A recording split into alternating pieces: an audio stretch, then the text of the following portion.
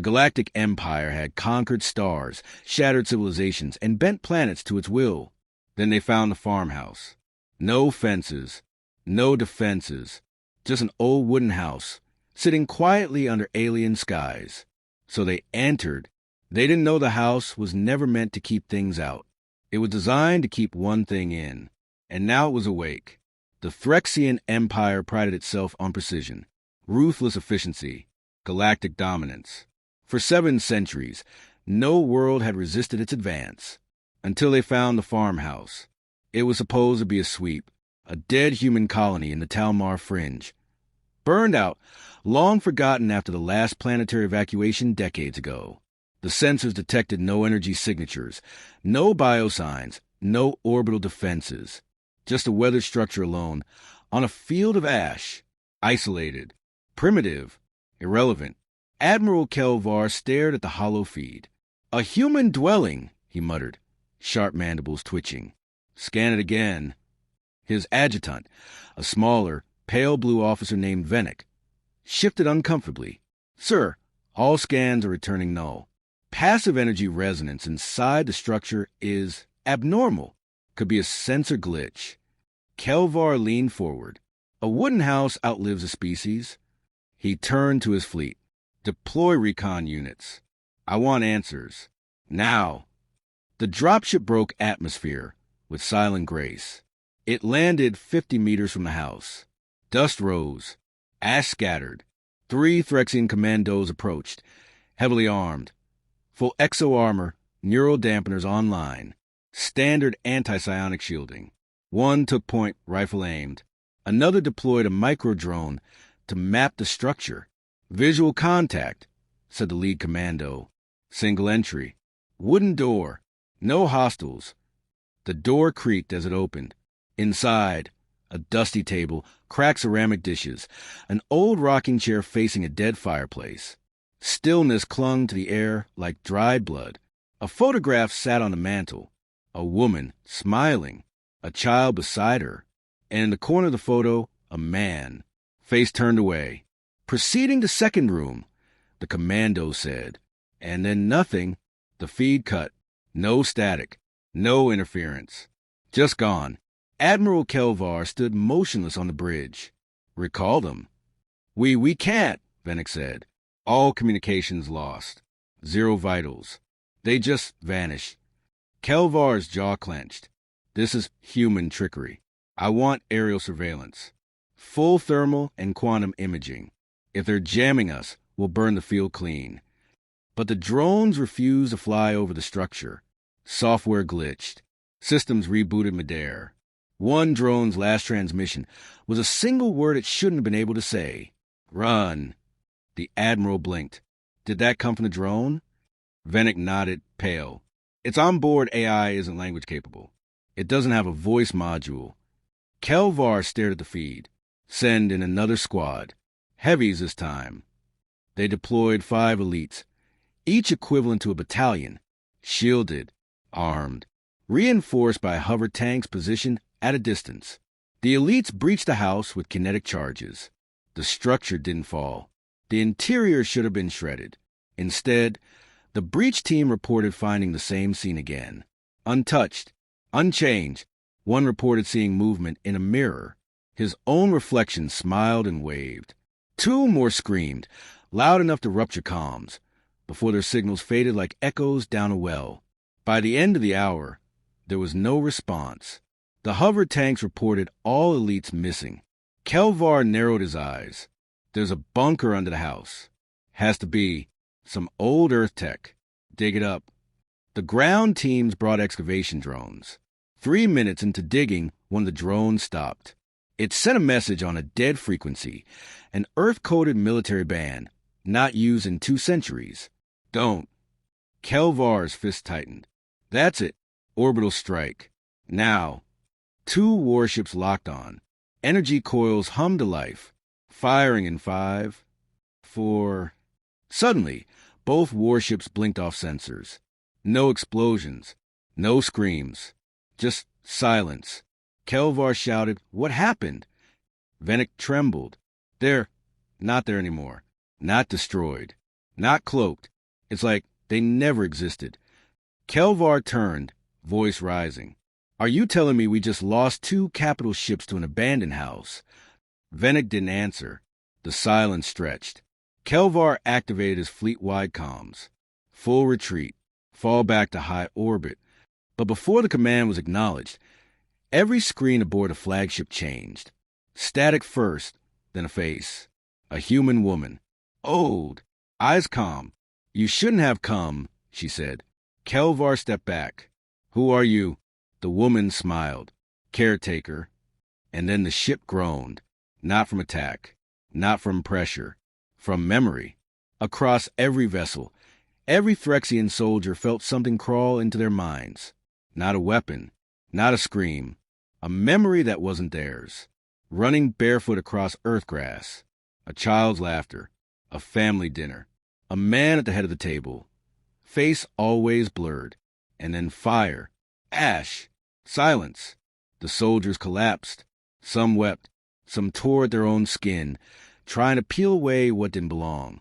Kelvar collapsed to his knees. What did you put in us?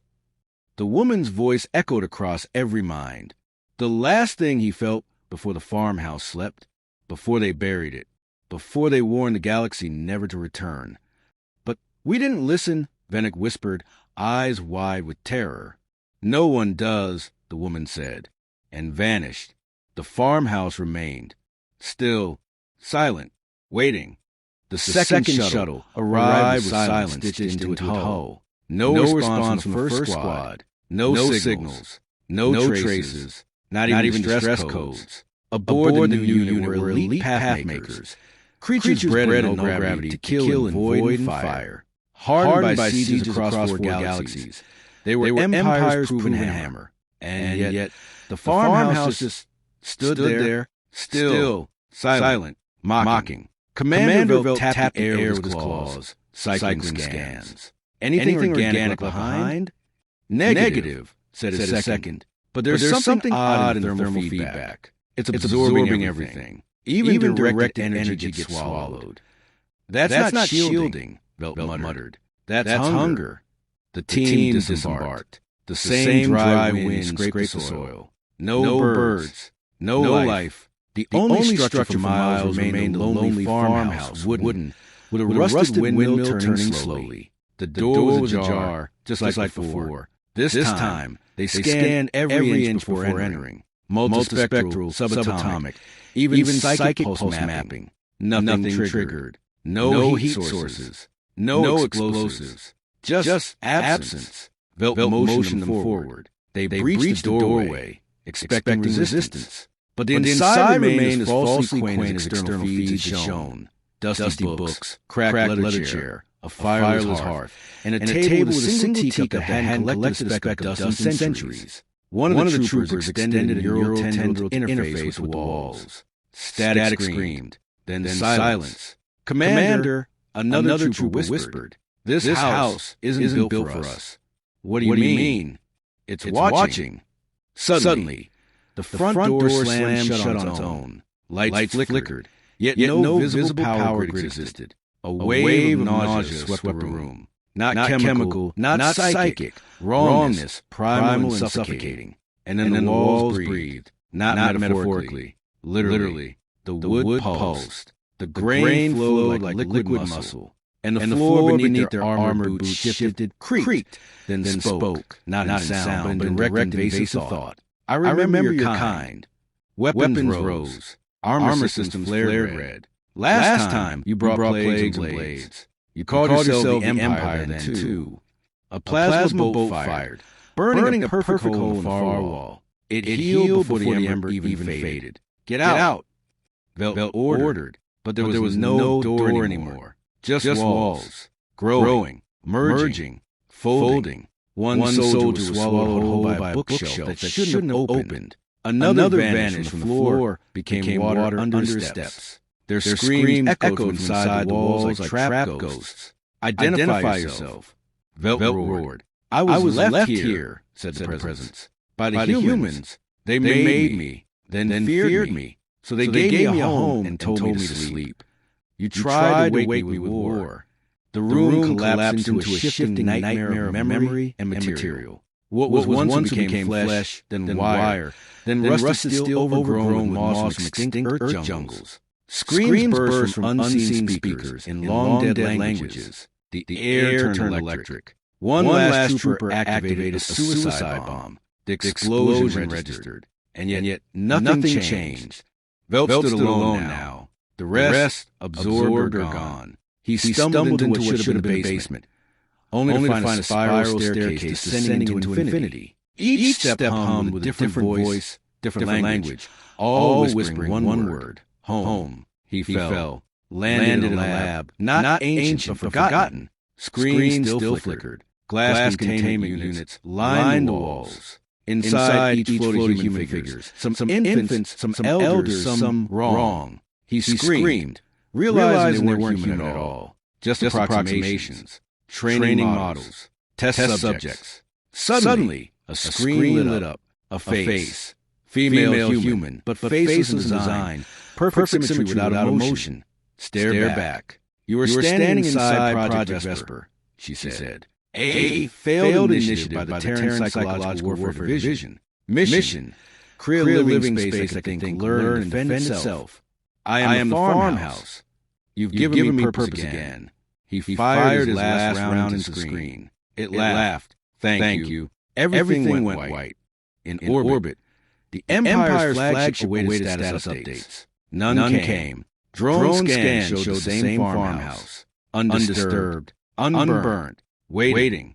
A third squad was prepped. But by then, a strange signal pulsed from the planet. Human in nature. Old Earth code. Translation. You knocked. I answered. Stay a while.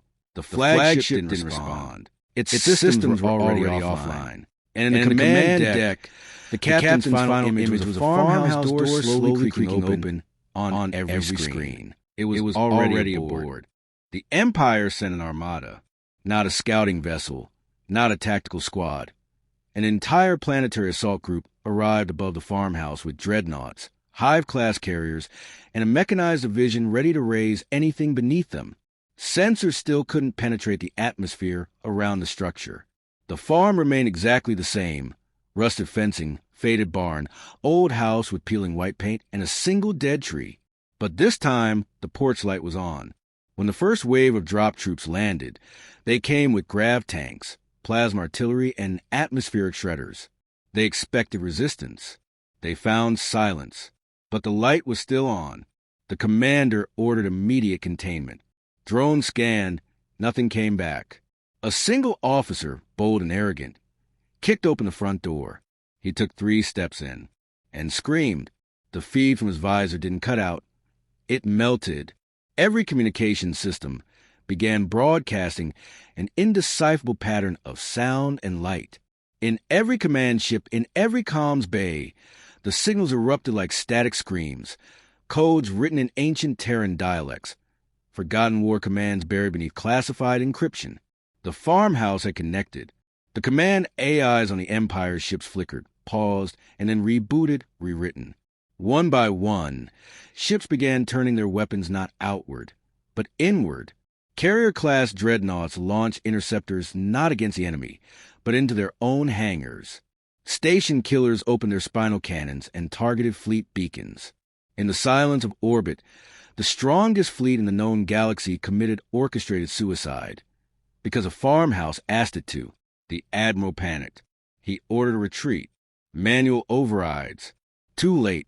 The farmhouse had broadcast through them. It knew them. And now it was them. On the surface, the barn creaked. The old door opened. Out stepped a figure. Clad in scorched black armor, Terran sigils carved into its plating. No face, just a mirrored visor. It walked calmly down the dirt path, past the trembling survivors of the ground assault. Not a single Empire soldier moved. They couldn't. Their minds were no longer theirs.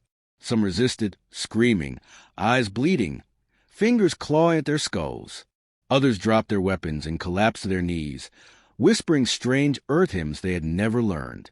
The figure looked skyward and pointed. A surviving frigate, kilometers above, detonated. No weapon fired. No beam hit it. It simply ceased to exist. The commander, still alive in the wreckage of his ruined carrier, screamed for answers. What is it? What is that farmhouse? A single reply was broadcast across all frequencies in an old, cold Earth voice. Project Silent Eden activated. Centuries ago, before the peace treaties, before the council, before humans turned polite, Earth built vaults. Not to hide, not to protect, but to wait. Each one was seeded with something different. AI minds too dangerous to trust, bioweapons too stubborn to die, technologies too arrogant to cage. Silent Eden was one of them, and the farmhouse wasn't abandoned. It was asleep. Now it was awake.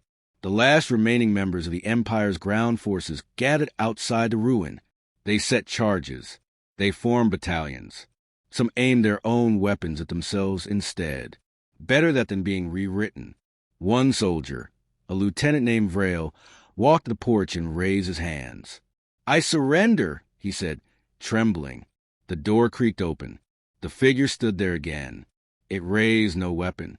It simply stared. And Vrail felt it. His thoughts, his memories, every belief he'd ever had. Sifted, measured, weighed. "You are not ready." The voice echoed inside his skull. "Then, why spare me?" he whispered. "Because one day they will ask what happened here, and someone must lie." Behind him, the rest were already kneeling. They weren't being forced to kneel. They wanted to, because the alternative was madness. The farmhouse, once a forgotten relic of savage past, now stood as a silent sentinel. No banners, no conquest, no armies, just a porch light, still on,